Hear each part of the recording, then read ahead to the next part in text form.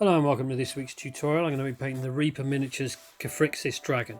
So first up, the model was given quite a generous pre-shading using Space Wolves Grey over Chaos Black. This because I'm going to be using contrast paints, so you really need to get a good colour contrast between the light and the dark.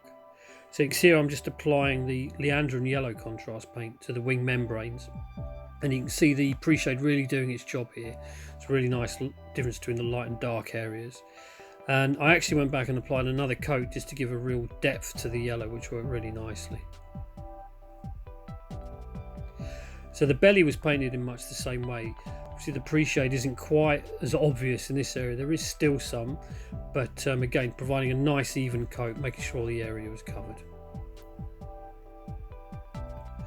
So while this was drying, the base was given an overall coat with Space Wolves Grey contrast paint. Once the belly had dried, it was given a dry brushing of Hexus Palesun Yellow just on the edges of the scales, just to really pick out the detail where the light would catch those areas. The edges of the wings were also given a going over as well. Now you had to be careful that you didn't add too much paint. So there's very little paint on the brush at this point, especially as you can see here when I'm dry brushing the actual membrane, just to bring out the raised detail. You didn't want to actually get any paint in the recesses, so I'm being very careful here.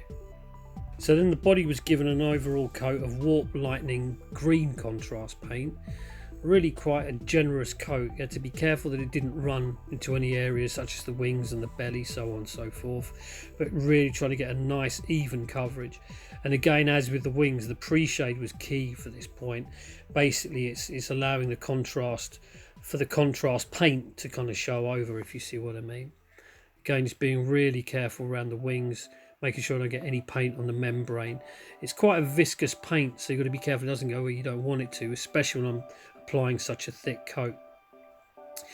Now when it came to painting the spines of the wings, again it blended in really quite nicely. I had to be very careful. Again, you see here I added a subsequent coat after just to get a real depth to the finish, but it worked out quite nicely. The belly was then given a wash of Gryphon Sepia just in the recesses to form a really nice contrast. And then next up, the whole of the body was given a very selective wash of Arthonian Camoshade green wash, just again to bring out the scale detail. Once the base had dried, it was given a dry brushing with Dawnstone and Space Wolves Grey. And then the body of the dragon was given an overall dry brushing with Niblet Green, concentrating on areas such as the head and the shoulders that would catch the light.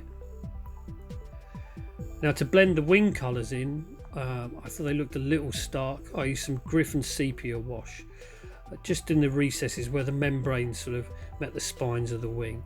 I'm just being careful to leave the centres where the yellow is uncovered basically. And this was blended in this is the finger, as you can see here, removing the excess. I actually went back and added another coat just to really accent that look, because I thought it just really provided a nice contrast between the green and the yellow of the spines themselves. So the claws were painted Ushabti bone, the teeth were as well. And the eyes are done slightly differently. I used Evil Sunz Scarlet with lots of paint retarder. This was painted on first of all, just trying to get a nice thick coat to the sort of base of the eye, as it were. And the paint retarder allowed the subsequent coat of golden yellow, which you'll see me apply here, just to really blend in nicely. You had to be careful because the paint's very fragile, you don't want to ruin the effect, but you had to take your time. And you can see I'm just adding a little more here, just where the two paints are kind of diffusing into each other, or the two colours are. So the final step was doing the iris with white scar, and again this blended in really nicely, got a really nice effect. So finally the claws were given a highlight with white scar, and the model was pretty much finished. So here we see the finished dragon, quite a traditional paint scheme, so it's trying to bring out the contrast in the greens and the yellows. It's great fun to paint. I hope you've enjoyed the video, and there'll be another one up next week, so I shall see you then. Take care, bye bye.